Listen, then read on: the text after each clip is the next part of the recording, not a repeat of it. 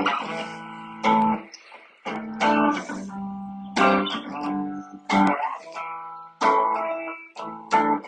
morning. March 12th. I'm actually in Marietta, Georgia at the Kennesaw State campus course. Thinking about Psalm 52 this morning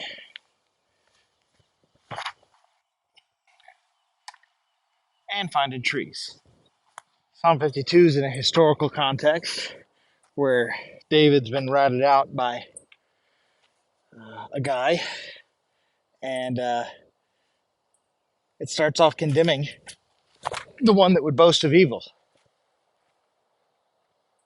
Oh, that was a good run. Yeah, condemning the one that would boast of evil. The passage basically confronts a mighty man who's boasting in evil and talking about how dumb that is to do in light of the fact that the steadfast love of the Lord endures forever. He will not be mocked. And yet, this guy loves evil and wickedness,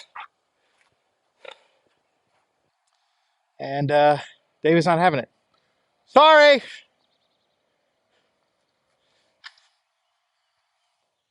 After the psalmist warns this mighty man that speaking good of evil is evil in its own right, he actually warns him that God will snatch him away and tear him down and uproot him as a warning to the righteous. And it'll actually bring the righteous joy. Kind of makes it feel a little bit like a war psalm, something you would sing as you go into battle against the Lord's enemies. The cautionary tale goes out that those who would not take refuge in God will be destroyed by the very thing they choose to take refuge in.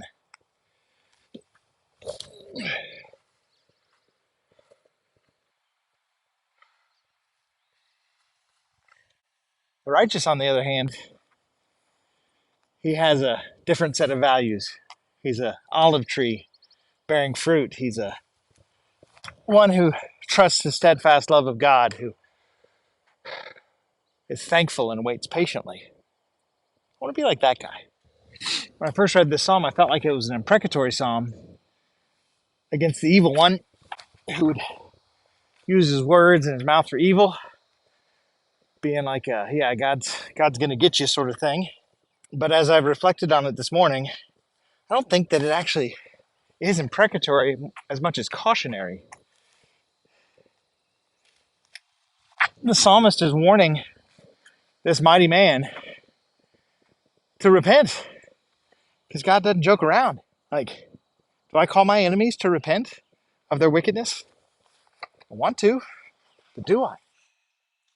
Let's reflect on Psalm 52. Let's rejoice in the steadfast love of the Lord. Let's find our refuge in Him. Let's wait for Him with patience. Let's trust Him. Let's look to Him for all I need. Let's warn our enemies to do the same. I don't want to see them destroyed, actually, especially when the Lord can work in His kindness. Oh, so close.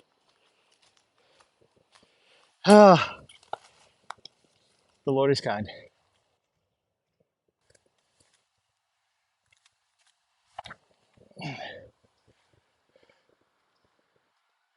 All right.